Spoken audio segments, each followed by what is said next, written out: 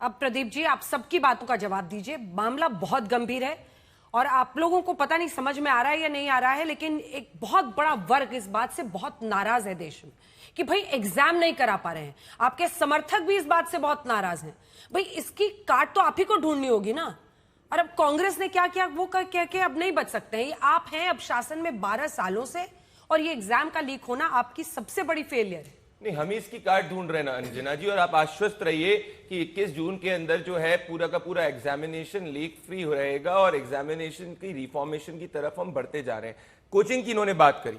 Union ministry of education ने एक central consumer protection authority बनाई थी, पहली बार एक रेगुलेटरी बॉडी जिसने 20 से ज्यादा एडवाइजरीज इश्यूज करी थी स्टेट गवर्नमेंट्स को। हरियाणा के अंदर यूटी, चंडीगढ़ एक यूटी है जिसने हरियाणा एक्ट के तहत कोचिंग इंडस्ट्री को रेगुलेट किया है। पंजाब भी रेगुलेट कर सकती है आम आदमी पार्टी की, कांग्रेस की तेलंगाना भी रेगुलेट कर सकती है, क्योंकि अल्टीमेटली स्टेट गवर्नमेंट के अंदर भी जुरिस्डिक्शन आता है। पर उनमें से किसी ने नहीं किया, क्योंकि इन सबको जो है अपने इलेक्शन फंडिंग के अंदर कुछ ना कुछ पैसे चाहिए। ये सच्चाई है, हमारी नीति नियत साफ है। इसीलिए 1986 से जो चला आ रहा था कि भाई एक एनटीए को बनाओ, हम लेके एनटीए को आए। सुप्रीम कोर्ट के अंदर जो हर्षवर्धन जी ने कहा, मैं उसकी बातों को रिस्पेक्ट करता हूं, या जो सेक्रेटरी साहब ने कहा उनकी बातों को रिस्पेक्ट करता हूं। ये सबकी सब मामले सुप्रीम कोर्ट में गए। सुप्रीम कोर्ट में 2 बार ये गए। सुप्रीम कोर्ट ने क्या कहा कि एनटीए को यूपीएससी से सीखना चाहिए, बिल्कुल सीखना चाहिए। सुप्रीम कोर्ट के अंदर कहा कि भाई त्वरित कार्रवाई होनी चाहिए, पर सुप्रीम कोर्ट ने बोला प्रायोरिटी इस वक्त 21 जून को एग्जामिनेशन को पूरी तरीके से कराना है और हम बिल्कुल भी इंटरफियर नहीं करेंगे। प्रधानमंत्री जी का कार्यालय खुद एजुकेशन मिनिस्ट्री के साथ में इस पे इंश्योर कर रहा है। तो हमारी प्रायोरिटी इस वक्त 21 जून पे लाखों बच्चों का जो भविष्य है उसको सुरक्षित करना है। इसीलिए हम राजनीति नहीं कर रहे। मेरा हाथ जोड़कर बच्चों से भी निवेदन है, राहुल गांधी, अखिलेश यादव, कोई भी नेता हो,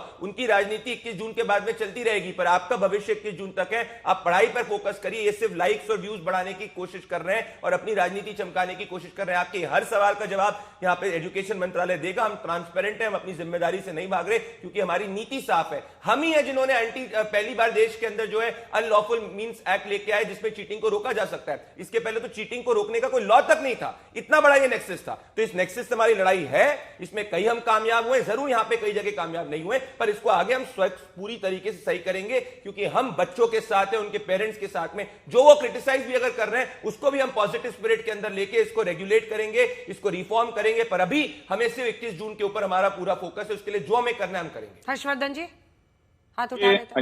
अंजना जी, बड़ी गंभीरता मैं एक बात कहूं, भारत में कोई प्रधानमंत्री नहीं हुआ जिसने बच्चों को लेकर इतनी संवेदनशीलता से अपने प्रधानमंत्रित्व के कार्यकाल में काम किया। लेकिन उसके बाद अगर इस तरह की घटनाएं लगातार हो रही हैं, तो कोई तो जवाबदेह ठहराया जाएगा ना।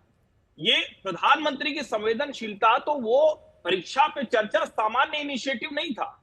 लेकिन सवाल यह है कि क्या वो बच्चा जिसकी कॉपी धुंधली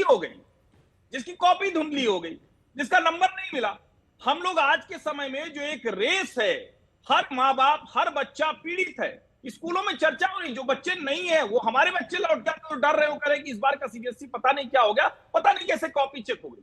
जवाबदेही जाकर कहां रुकेगी? जब तक ये तय नहीं होगा, यकीन मानिए कोई न कोई इस तरह की बात होती रहेगी और वो इस तरह से फिर हर्षवर्धन जी, आप जर्नलिस्ट और मैं भाजपा का प्रवक्ता बाद में, मैं और आप भारतीय पहले। जितनी आपको संवेदना बच्चों के प्रति है, उतनी मुझे भी बच्चों के प्रति संवेदना, उतनी हमारी सरकार को भी बच्चों के प्रति संवेदना है। वहां पे जवाबदेही रुकेगी हर्षवर्धन जी, जहां पे सीबीआई इन्वेस्टिगेशन कहेगी, जहां पे जवाबदेही रुकनी चाहिए, जहां पे सुप्रीम कोर्ट कहेगी जवाबदेही नहीं रुकनी चाहिए, क्योंकि जुलाई 27 को वापस से मामला सुप्रीम कोर्ट में सुना जा रहा है। हम कहीं नहीं भाग रहे हैं। The buck will stop where the supreme court will want it to stop. ठीक है, जल्दी से आशुतोष जी 2 लाइन का, फिर मैं उनके पास जाऊंगी। नहीं, देखिए, ये कह देना कि पुरानी सरकारों के जमाने में भी सीबीएसई के पेपर लीक हुए और उससे आज का कोई जस्टिफिकेशन पैदा नहीं होता। बहुत सीधी सी बात है, दिस हैज टू स्टॉप। और मैं हर्षवर्धन जी की इस राय से सहमत हूं, the buck should stop at some table. ये बच्चों का भविष्य, दुनिया आर्टिफिशियल इंटेलिजेंस के जमाने में जा रही है और हम अभी पेपर लीक को हम कंट्रोल नहीं कर पा रहे हैं। और सिर्फ एक नीट का सवाल होता तो बात समझ में आती। लगातार कभी बिहार के अंदर होता है, कभी झारखंड के अंदर होता है, कभी यूपी के अंदर होता है, बच्चे सड़क पर उतरते हैं, उनको लाठीचार्ज उनके ऊपर होता है, उनकी पिटाइयां होती हैं। क्यों? बच्चा कहां जाएगा? वो बच्चा हमारा बच्चा है, आपका बच्चा, सबका बच्चा है। तो मेरा कहना है कि कुछ भी करिए, लेकिन इसकी जिम्मेदारी फिक्स होनी चाहिए और सरकार की तरफ से ये खुलकर एश्योरेंस होना चाहिए। अर्घम जैन, मुझे बताया जा रहा है एक छात्र हमारे साथ जुड़े हैं फोन। ठीक है, कुछ ही देर में हमारे साथ जुड़ेंगे वो। जल्दी से अनुराग जी आप अपनी बात कीजिए, काफी देर से आप हाथ उठाए हुए हैं। अनुराग जी, सबसे बड़ा सवाल यह है ना कि अब तो रास्ता खोजना है, जो ये जून में भी एग्जाम होना है वो अच्छे से हो। देखिए, बिल्कुल बिल्कुल सही बात है, लेकिन मुझे तो एक बात अच्छी लगी हर्षवर्धन जी ने बोली कि शिक्षा मंत्रालय जो है नाकारा है।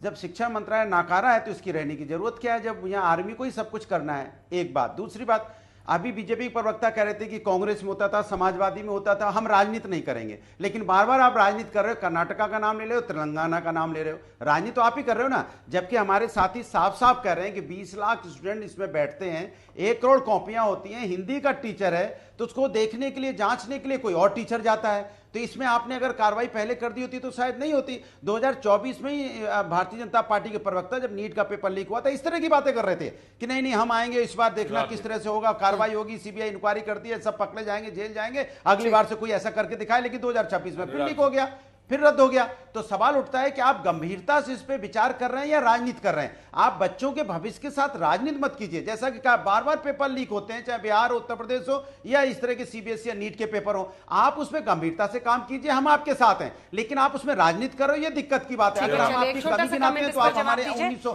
मुझे बताया जा रहा है अर्घम जैन हमारे साथ जुड़ रहे हैं। 20 सेकंड में अनुराग भाई, मैं इस पे राजनीति नहीं कर रहा। अगर राजनीति कर रहा होता तो जैसे आपने एंटी कॉपिंग एक्ट को हटाया था, मैं हटाता, बिल्कुल नहीं कर रहा। पर मैं आपको एक छोटी सी बात कहूंगा अनुराग भाई, जो आपने इस वक्त कहा, ये सुप्रीम कोर्ट के अंदर मामला गया। सुप्रीम कोर्ट ने स्पष्ट कहा कि जून 21 तक सरकार का पूरा साथ देने की जरूरत है, टाइम बहुत कम है। मैं बच्चों के साथ हूं, जिम्मेदारी मेरी है, गंभीरता मेरी है। आप एक हाथ जोड़कर निवेदन करिए राहुल गांधी को कि बच्चों को गुमराह करने का प्रयास ना करे, जून 21 के बाद अपनी राजनीति कर ले। क्योंकि अनुराग भदौरिया और प्रदीप भंडारी हो, सबके लिए मैटर यह करता है कि बच्चों का एग्जाम प्रॉपरली हो। हम बाद में राजनीति करते रहेंगे अनुराग भाई, इसके लिए पूरा साल पड़ा है। बोलिए अनुराग जी, बोलिए। अरे भाई, 65 पर्चे 2019 से 2024 के बीच में लीक हो गए। विपक्ष जिम्मेदार नहीं, आप जिम्मेदार हैं। अनुराग भाई, 2024 के बाद में राधाकृष्ण कमेटी बनी थी। इस राधाकृष्ण कमेटी अर्घम जैन इस वक्त हमारे साथ जुड़ रहे हैं। अर्घम एक छात्र हैं। अर्घम, आप बताइए कि एक स्टूडेंट के तौर पर आज पूरा देश आपको सुन रहा है आज तक के जरिए, क्या प्रॉब्लम्स हैं, आप क्या बताएंगे? क्योंकि हमने दिखाया है कि कैसे 3 छात्रों ने मिलकर सीबीएसई की पूरी पोल खोली, उन्होंने पूरा सच देश के सामने रखा। पोर्टल हैक हो रहा है, टेंडर को लेकर कई शिकायतें हैं, वहीं तीसरी तरफ पेपर ही बदलने का आरोप। ये सब तो है कि सीबीएसई में इस बार इनएफिशिएंसी बहुत ज्यादा रही है। एक तरीके से हम कह सकते हैं चेकिंग में अब क्या बिल्कुल भी ध्यान नहीं दिया गया है। अब मैं अगर अपनी बात करूं, मेरे टोटल 6 सब्जेक्ट है स्कूल में, मतलब टॉप 5 के मार्क्स कंसीडर होते हैं। उसमें से मेरे हर सब्जेक्ट में 90+ मार्क्स है, एक में इवन 100 आउट ऑफ 100 भी है। पर उन्होंने इंग्लिश में 33 मार्क्स दे रखे हैं, जो कि बिल्कुल ही गलत था। मतलब फिर मुझे एक तरह से अंदर से बिलीव ही नहीं हुआ कि 33 मार्क्स, क्योंकि मैं इंग्लिश का टॉपर भी था स्कूल में। उसके बाद मैंने अपनी शीट के लिए अप्लाई किया। शीट पहले तो बहुत ज्यादा इरेगुलरिटीज रही कि साइट खुली नहीं, मोस्टली मेरे खुली थी 21 में। 21 के में खुलने के बाद 24 पे मेरे पास शीट आई थी। तो आपने वैल्यूएशन के लिए डाला है? मैं अभी तक साइट ही नहीं खुली रिवैल्यूएशन की, साइट मेरे पास नहीं अभी खुल रही है। हाँ ठीक है, तो पूरा मैंने बताएं। हाँ, जब मैंने वो शीट देखी अपनी, शीट ही पूरी गलत चेक थी। आधा तो जैसे पूरी शीट ही अनचेक थी मेरी, आधा तो शीट अनचेक थी। ठीक है, उसके बाद नंबरिंग। अर्घम, आपको टोक रही हूं, तो आप ये बता रहे हैं कि आपने शुरू में अपना आंसर शीट एक्सेस किया और जब आपने एक्सेस किया तब आपने देखा कि आधा आंसर शीट तो चेक ही नहीं था।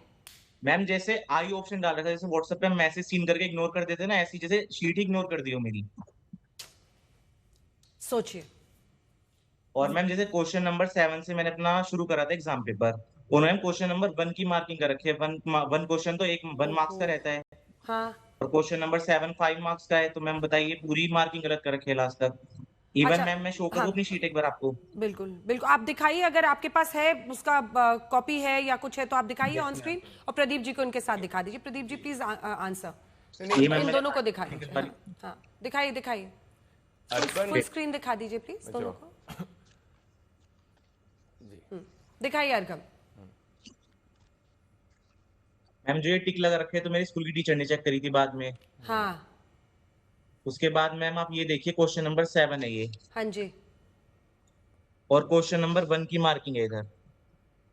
प्रदीप जी को जवाब प्रदीप जी जवाब देखिए। जो अर्पण इस वक्त कह रहे हैं, इसी के लिए अर्पण सरकार ने ये इंक्वायरी ऑर्डर करी कि हुआ कैसा है, क्योंकि एक से अंजना जी समझिए जो ओएसएम है इसमें भी चेक टीचर ही करता है। It's just that the answer sheet जो होती है उसको ऑनलाइन अपलोड किया जाता है, उसके बाद जाकर टीचर ही उसको स्कैन करता है, कोई कंप्यूटर स्कैन नहीं करता है। तो बिल्कुल अर्पण की बात यहाँ पे सही है कि वो कैसे हो गया कि किस टीचर के हाथ में ये चीज आई थी जिसको डाउनलोड करना था, स्कैन करने का अपलोड करना था और उसने ये पेज छोड़ा। ये इसी के लिए फाइंड आउट करने के लिए आईआईटी मद्रास के साथ में डीआईसी इन सब की कमिटी बनाई है और अर्पण जैसे तमाम स्टूडेंट्स के लिए एक ईमेल आईडी इशू किया गया है जिसमें जाके अपनी बात कर सकते हैं। जब ये पोर्टल वापस से आएगा Arpan can upload it and we will नहीं सर, बात वो नहीं है सर, बात ये कि टीचर ने एटलीस्ट क्वेश्चन पढ़ा तक नहीं मेरा। बिल्कुल सही कह रहे हो आप, हम फाइंड आउट करेंगे अर्पण की कौन से टीचर है जिसने नहीं किया, निश्चिंत रहो आप 100%। सर ये तीनों क्वेश्चन अनचेक है, लास्ट के आप देख सकते हैं मेरे पूरे। Absolutely yes, we'll find it out. That's when inquiry has been ordered.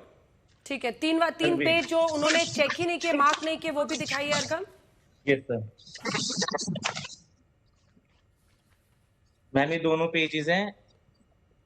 हाँ, ये तो टीचर ने बस इन्होंने आई ऑप्शन डाल रखा है, जहाँ पे आई ऑप्शन दिख रहा है ना आपको ये, और बाकी ये टीचर ने चेक कर रखे स्कूल की, जो लास्ट में आपको दिख रहा है कोने में, ये पेज पूरा अनचेक था, ये वाला पेज भी पूरा अनचेक्ड है।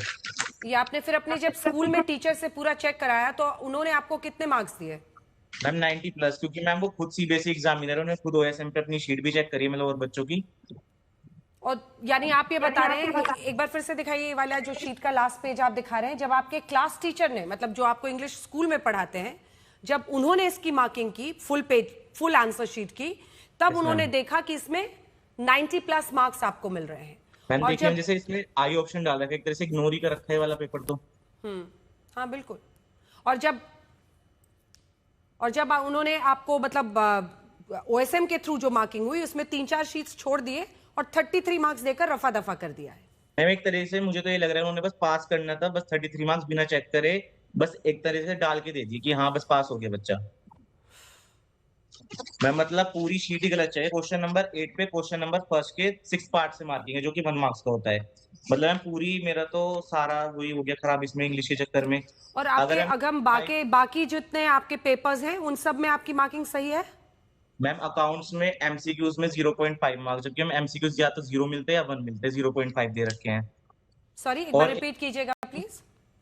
मैम एमसीक्यूज या तो 1 मार्क्स का होता है, मतलब 1 मार्क्स सही, गलत है तो 0 मिलेंगे। हाँ, पर हम 0.5 मार्क्स दे रखे हैं एमसीक्यू में।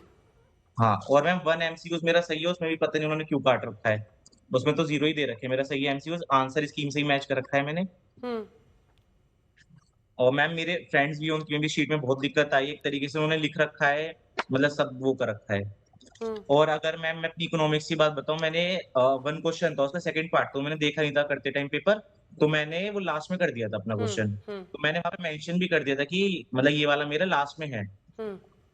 मैम उनके बाद उन्होंने लास्ट में भी वाला ऑप्शन डाल रखा है, ये वाला, वो चेक ही नहीं करा उन्होंने, मेरा चेक ही नहीं किया है। मैम एक तरीके से मैनुअल चेकिंग का ही फायदा रहता है, जो हमारी फीलिंग्स रहती है जो हम पेपर में लिखते हैं और एक्सप्रेशन वो सब हम दिखा पाते हैं ऑन स्क्रीन में। अगर हम खुद भी हो हम भी नहीं कर पाएंगे चेक, अगर अपनी शीट भी देखें हम। मैम इसलिए तो मैंने हार्ड कॉपी निकलवाई, अपनी शीट हम कैसे चेक कर पाएंगे मैम स्क्रीन पे मैम, क्योंकि डीपली देखना पड़ता है एक वर्ड का मतलब, क्योंकि हम इंग्लिश में तो हर वर्ड के अलग मतलब निकल जाते हैं, अगर हम पोएम की बात करें तो उसमें सब अलग निकल जाता है। और आपके फ्रेंड्स की भी आप बता रहे थे अगम, उनके साथ अगर कुछ ऐसा कुछ अलग सा चीज हुआ है जो आप बता सकें, क्योंकि मुझे लगता है प्रदीप जी भी नोट्स बना रहे हैं और कम से कम सीबीएसई एनटीए जैसी जो ये बोर्ड्स हैं इनको थोड़ा सा इन बच्चों की बात सुननी चाहिए, समझना चाहिए कि क्या क्या गलतियां उनसे हुई हैं। एक फ्रेंड की तो शीट मिस थी, अभी वो वेदांत आप बता रहे थे, वो मेरा फ्रेंड ही है। अच्छा, वेदांत आपका फ्रेंड है, और वेदांत का तो पेपर ही मिसिंग था ना? Yes ma'am. और मैम बाकी मेरे एक फ्रेंड है, उसके साथ भी मतलब मिस मार्किंग कर रखी है, जो उसने सही लिख रखा है उसको भी उन्होंने गलत कर रखा है। बाकी परसों हमारी राहुल सर से मीटिंग भी हुई थी, हमने अपनी बात भी रखी, उन्होंने भी समझी।